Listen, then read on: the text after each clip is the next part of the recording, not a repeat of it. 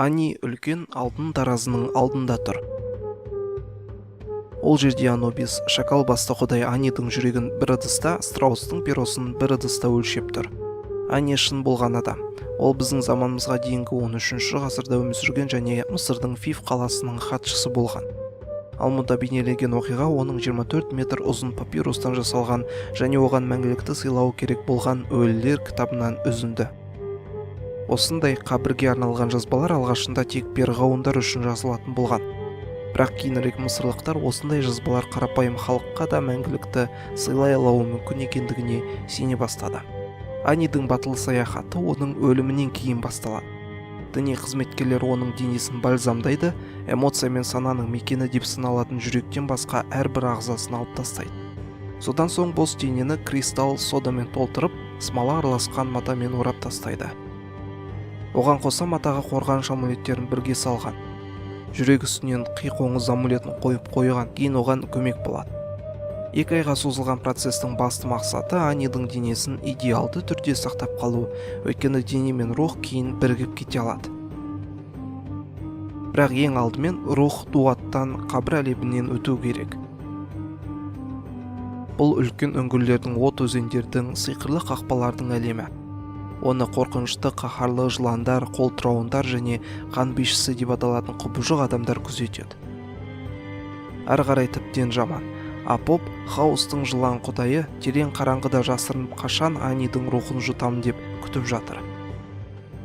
Бақытқа орай Ани өзінің өлілер кітабында жазылған сиқырлары арқылы қорғанған болатын.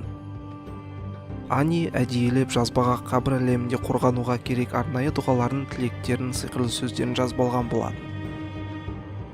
Дұғалармен қаруланған кейіпкеріміз бүкіл қауіптен аман сау өтіп кетеді және жылан құдай Апоптан да.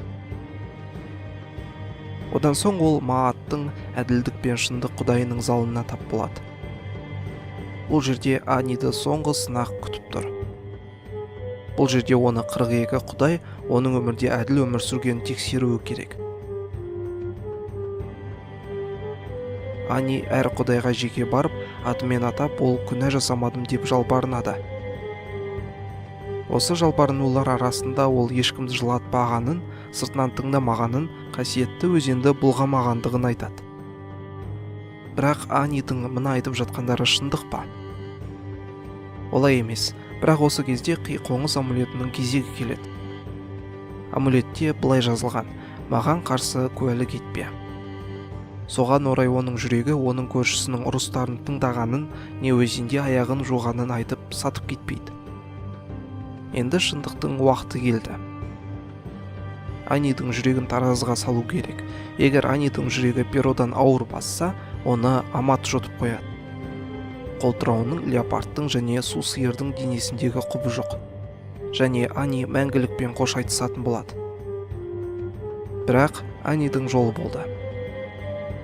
Күн құдайы Ра оны қабірлер құдайы Осириске апара жатыр.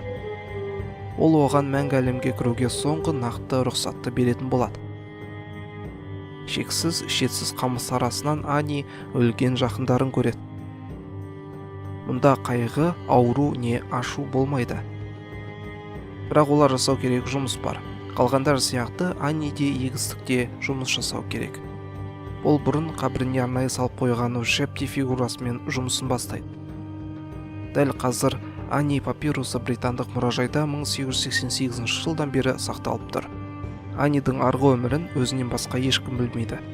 Бірақ өлілер кітабының арқасында біз өзіне қуанышты Анидың мәңгі өмірде, мәңгі егістікте жұмыс жасап жатқанын білеміз.